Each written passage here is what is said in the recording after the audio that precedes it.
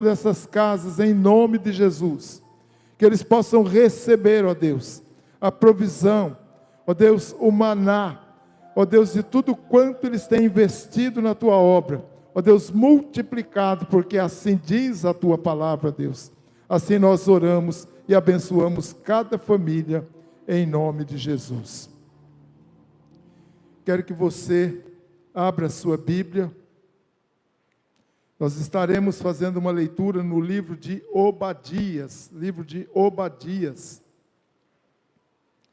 Nós terminamos na semana passada aquelas mensagens lá no capítulo 11 do Evangelho de João, falando sobre os obstáculos rompidos por Jesus durante a ressurreição de Lázaro.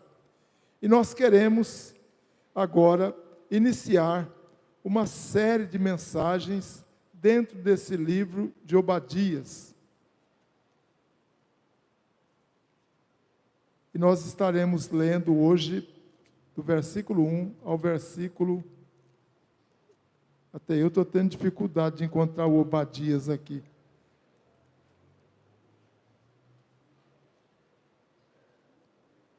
Já achei. É um livro que tem uma mensagem tremenda, irmãos, e que às vezes nós não nos atentamos para isso. Vamos ler, então, esse texto do livro de Obadias. Visão de Obadias. Assim diz o Senhor Deus a respeito de Edom: temos ouvido as provas do Senhor, e às nações foi enviado um mensageiro que diz: levantai-vos, levantemo-nos contra Edom para a guerra. Eis que eu te fiz pequeno entre as nações, tu és desprezado. A soberba do teu coração te enganou, e tu habitas nas fendas das rochas, na tua alta morada, e dizes no teu coração: quem me deitará por terra?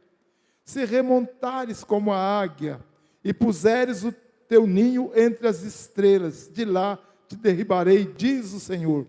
Se viessem a ti ladrões ou roubadores de noite, como está destruído, não furtariam só o que lhes bastasse. E se a ti viessem os vindimadores, não deixariam pelo menos alguns cachos? Como foram rebuscados os bens de Esaú, como foram esquadrinhados os seus tesouros escondidos. Todos os teus aliados se levantaram para fora dos teus limites. Os que governam na tua paz te enganaram. Prevalecem contra ti.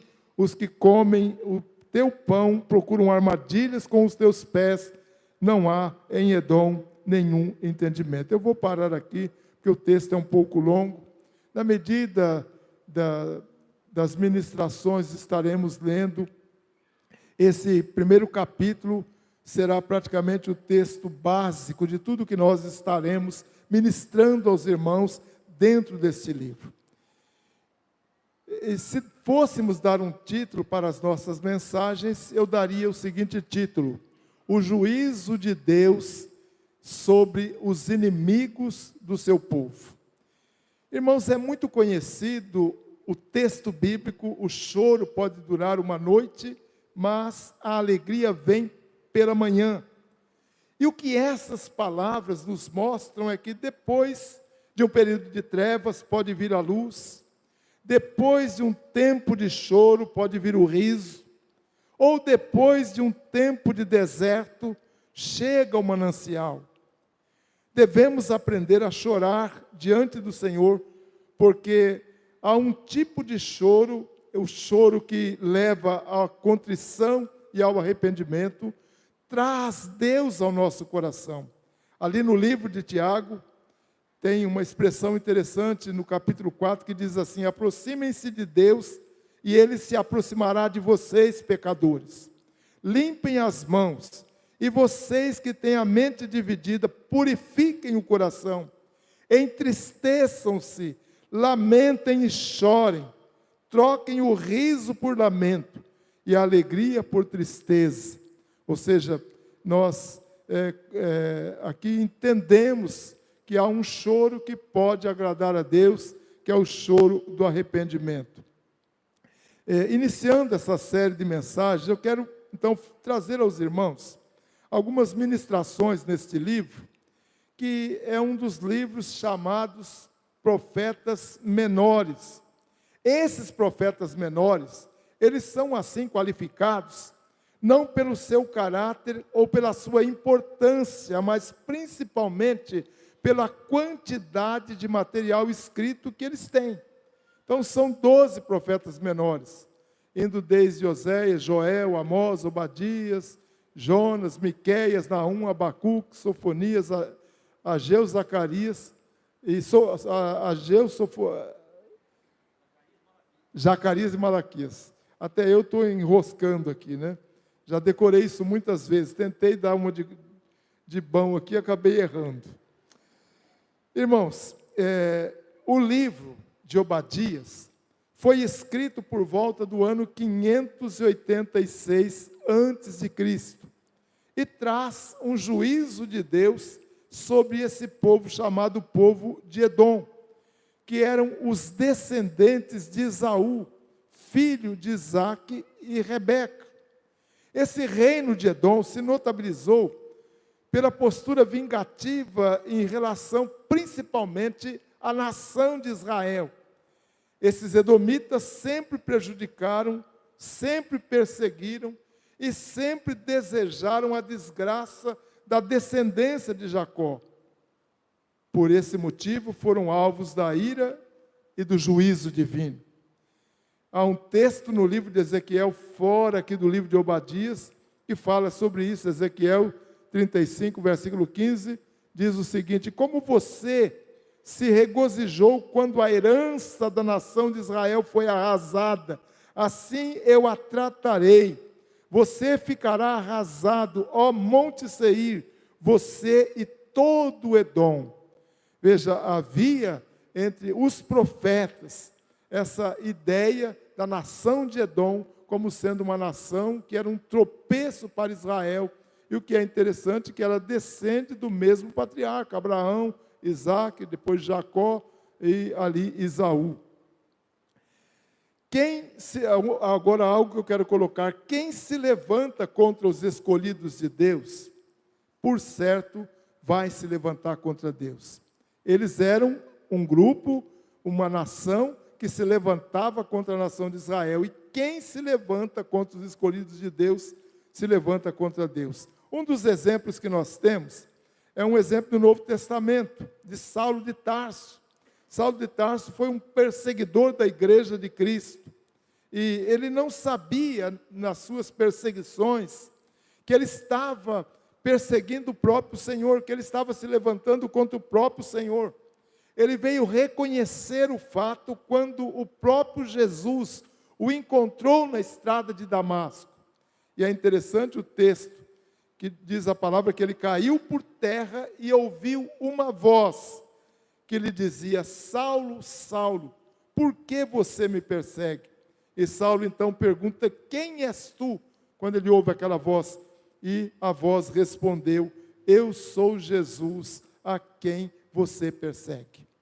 Algo que eu quero deixar para você aqui, já como uma aplicação, é que você não precisa se incomodar com aquelas pessoas que estão perseguindo você. Muitas vezes, por sermos crentes, por professarmos uma fé cristã, nós não agradamos todas as pessoas. E algumas pessoas se levantam contra nós de maneira gratuita, até sem termos feito nada. Eu me lembro, quando eu trabalhei no banco, um gerente, ele invocou comigo. Eu trabalhava certinho, fazia todas as minhas obrigações, e ele queria, de qualquer jeito, me mandar embora. Um dia eu sentei na mesa dele, ele me chamou e ele disse assim para mim: eu vou te mandar embora, eu não gosto de você. Eu falei: mas por que você não gosta de mim? O que eu te fiz? Não, você não me fez nada, eu não vou, é com a tua cara. Tá bom. Levantei dali e fui pôr meu joelho no chão. É assim que a gente tem que fazer. Irmãos, naquela semana que ele pretendia me mandar embora, eu recebi uma promoção para me tornar gerente de uma agência, no mesmo nível dele. E aconteceu algo que eu não imaginava. Depois eu percebi por que ele não gostava de mim. Ele fraudava algumas operações do banco. E ele, como eu era contador da agência, eu tinha por obrigação de saber tudo o que se passava, mas eu não sabia o que ele estava fazendo. Ele achou que eu estava por dentro e que eu ia denunciar aquilo que ele estava fazendo. Mas veio uma inspetoria na agência, descobriu o que ele estava fazendo, foi mandado embora, e alguns meses depois, nós recebemos uma listinha na agência que eu trabalhava, para ajudá-lo, que ele estava com dificuldade, porque foi mandado embora, sem direito a nada, e aí, no fim, eu ainda tive que ajudar, e é assim que acontece com os nossos inimigos. Portanto, você não precisa se incomodar se você tem sido perseguido, se alguém tem se levantado contra você, porque aquele que se levanta contra um escolhido de Deus, se levanta contra o próprio Deus. Irmãos, por mais que nós possamos ignorar, nós precisamos saber que o contentamento com a desgraça do outro, seja quem for, sempre vai atrair males para a nossa própria vida. Há pessoas que se alegram quando veem seus desafetos, ou seja, aquelas pessoas de quem não gostam, passar por dificuldades. E às vezes isso acontece até mesmo no meio do povo de Deus. Um irmão que às vezes não sei porquê, você não simpatiza. Então você vê aquele irmão sofrendo, no coração você fala, bem feito. Não faça isso. Porque isso vai virar uma arma contra você. A alegria movida por esse tipo de sentimento vai terminar muitas vezes em choro amargo da nossa parte. O livro de Obadias, ele fala então desses pecados de Edom e as suas consequências.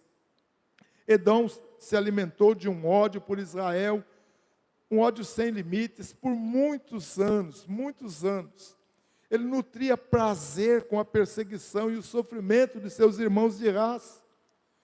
Lembrando você que Edom é descendente de Esaú, e Esaú era irmão de Jacó. Pertenciam à mesma tribo, à mesma família, eram irmãos. Ali no versículo 12, que nós não chegamos a ler, diz assim: não devia ter entrado pelas portas do meu povo no dia da sua calamidade, nem devia ter ficado alegre com o sofrimento dele no dia da sua ruína, nem ter roubado a riqueza dele no dia da sua desgraça. Ou seja, em sua sede de vingança, Edom saqueou Israel em tempos de calamidade, roubou suas riquezas, ao mesmo tempo em que manifestou um grande prazer com o sofrimento deles. Esse mesmo sentimento também esteve presente quando Israel foi afligido, foi atacado, foi levado pelo povo, pelo Império Babilônico. O povo edomita se alegrou com tudo isso, e eles ainda tentaram matar aqueles que fugiam da invasão babilônica. Vamos agora falar um pouco nós estamos ainda numa introdução, eu acredito que hoje não passa disso. O povo edomita teve a sua origem, como nós já vimos, em Esaú, um dos filhos de Isaac, filho de Abraão. E essa palavra Edom, ela vem de um termo hebraico que faz referência à cor vermelha. E de acordo com muitos comentaristas, a gente vai encontrar algumas diferenças entre eles, em relação à origem deste nome. Existem pelo menos 3 hipóteses. A primeira hipótese, e a mais aceita, é a de que o termo Edom foi aplicado a Esaú e aos seus descendentes em conexão com a sopa pela qual ele vendeu o seu direito de primogenitura ao seu irmão Jacó. Nessa linha de interpretação, a sopa que Jacó preparou, ela possuía uma cor avermelhada. Veja um pequeno trecho. Certa vez, quando Jacó preparava um ensopado, Esaú chegou faminto, voltando do campo, e pediu-lhe: dê-me um pouco desse ensopado vermelho aí. Estou faminto. Por isso também foi chamado Edom. Olha, a própria Escritura dá margem para essa interpretação. Respondeu-lhe Jacó: venda-me primeiro o seu direito de irmão mais velho. Então Esaú disse: estou quase morrendo, de que me vale esse direito? Jacó, porém, insistiu: jure primeiro. Então ele fez um juramento vendendo o seu direito de primogenitura. Então essa primeira linha de interpretação, e a mais aceita, ela tem a ver com esse episódio, ou seja, a cor daquela sopa, daquele ensopado pelo qual Jacó comprou o direito de primogenitura de Esaú. A segunda hipótese para o uso do termo Edom, ela pode estar relacionada às características geográficas da região onde eles habitavam, porque ali há muitos rochedos e montes de arenito avermelhados. Se essa hipótese aqui estiver correta, há chances daquela terra ter sido chamada terra de Edom, até mesmo antes da ocupação dela pelos filhos de Esaú. Então, e aqui não temos nenhum texto que possa aprovar essa ideia, mas existe entre os teólogos, entre os estudantes, entre os comentaristas bíblicos, a ideia de que o nome de Edom teria sido originado por causa das características daquele lugar onde eles moravam.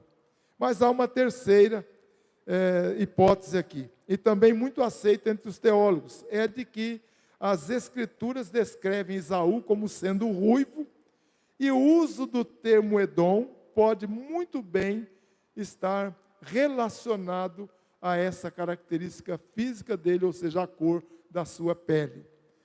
E aqui a gente tem até um texto bíblico, Gênesis 25, 25, que fala: o primeiro a sair, os dois nasceram, mas o primeiro que nasceu foi Esaú. O primeiro a sair era ruivo, e todo o seu corpo era como um manto de pelos, por isso lhe deram o nome de Esaú, ou seja, de cor vermelha. Deixando de lado essas considerações, essas questões sobre a origem do termo, e voltando os nossos olhares para essa nação edomita, nós observamos o quê? Que o ódio, a ira e a vingança faziam parte das características comuns desse povo, e esse comportamento jamais deixou que eles vivessem livres do engano. E, na verdade, Edom acabou se tornando conhecida e notabilizada exatamente em razão dessa animosidade, desse ódio em relação à nação de Israel. Envolvida em seu ódio, ela sempre alimentou uma amargura, um ressentimento.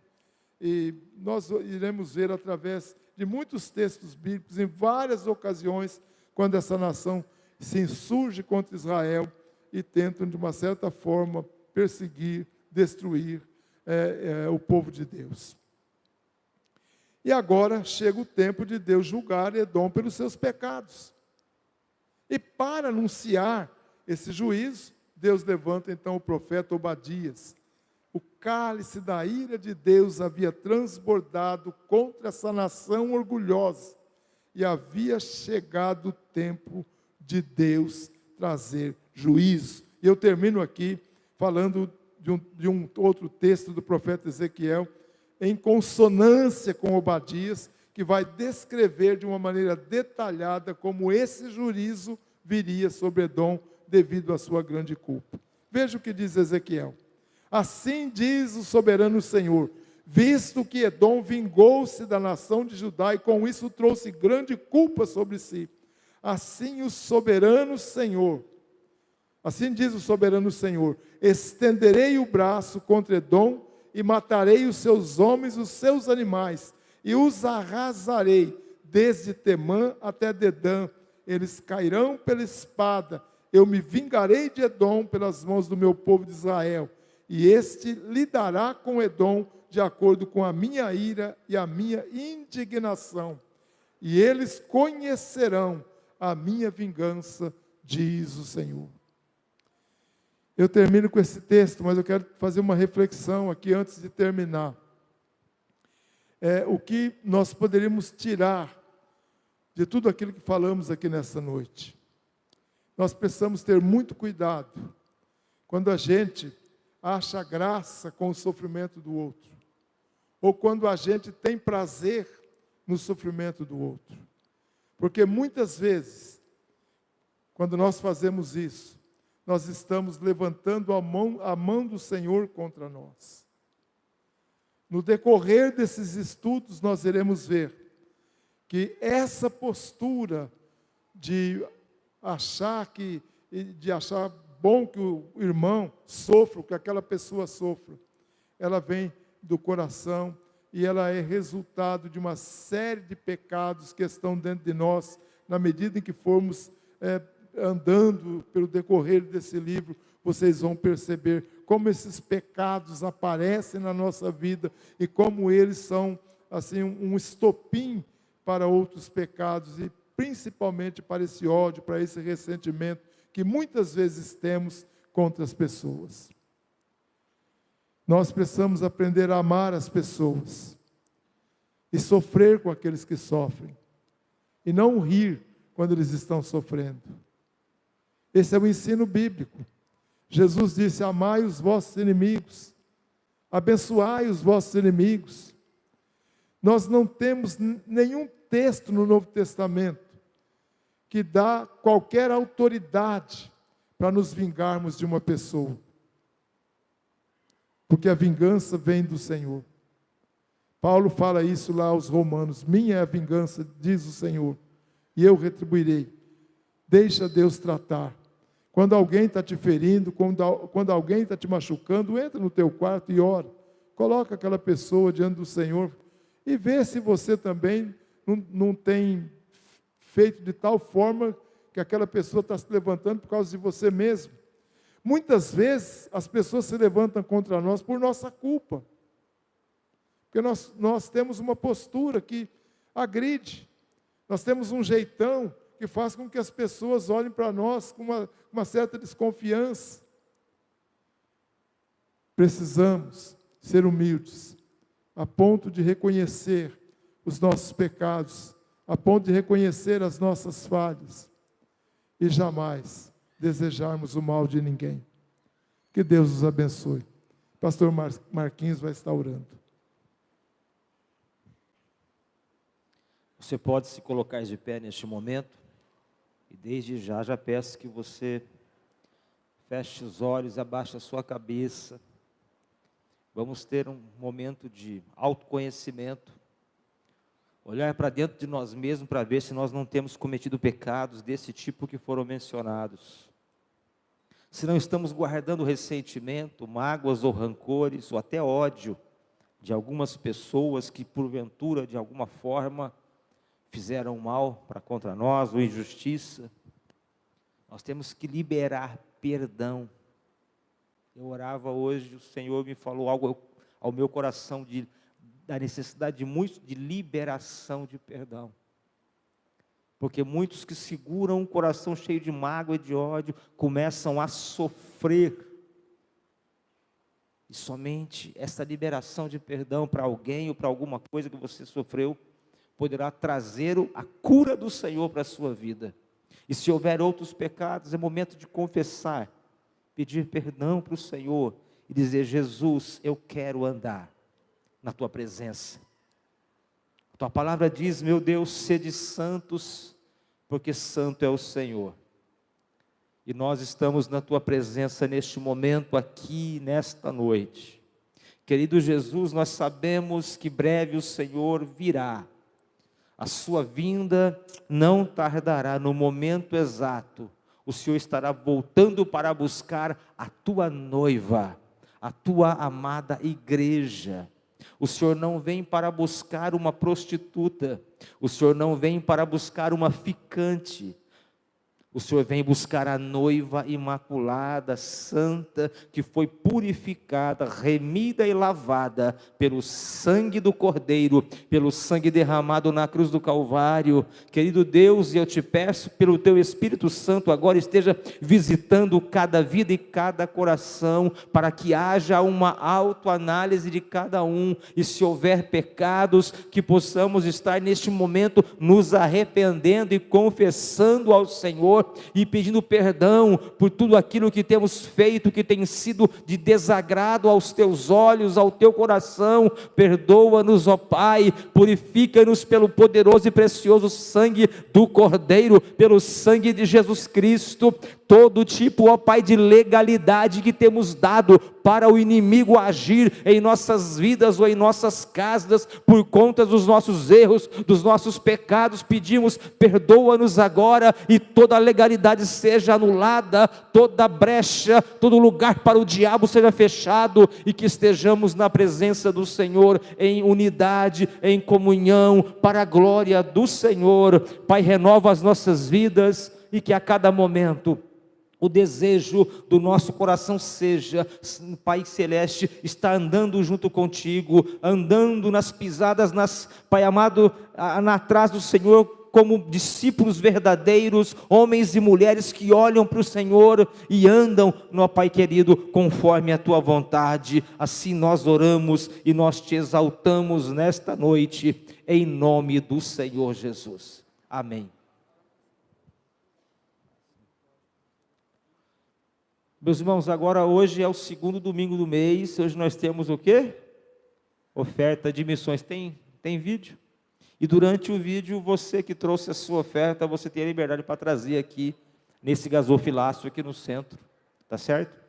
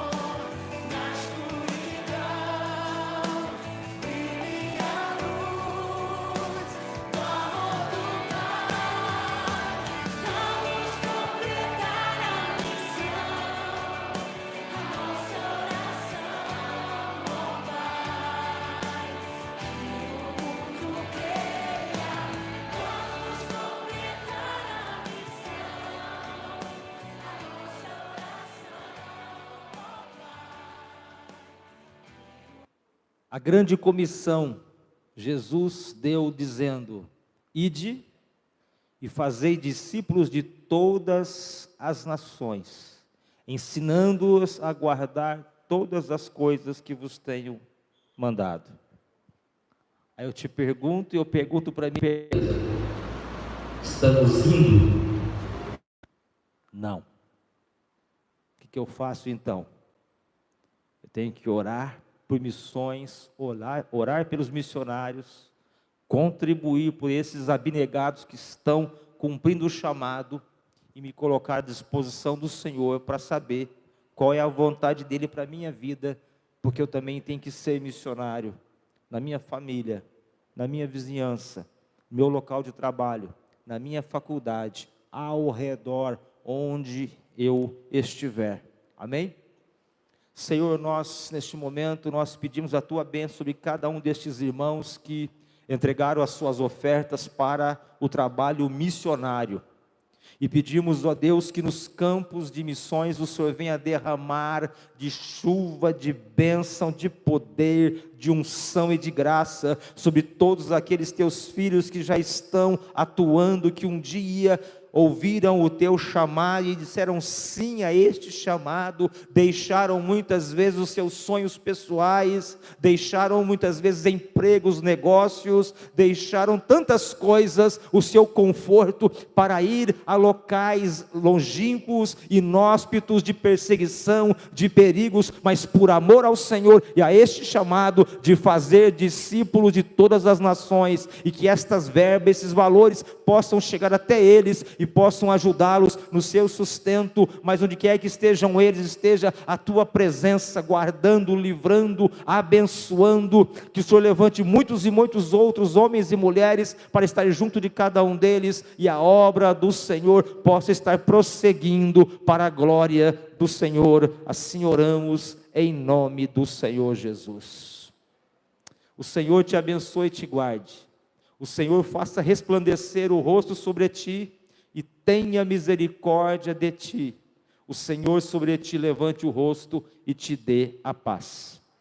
Vai na bênção, meu amado, em nome de Jesus.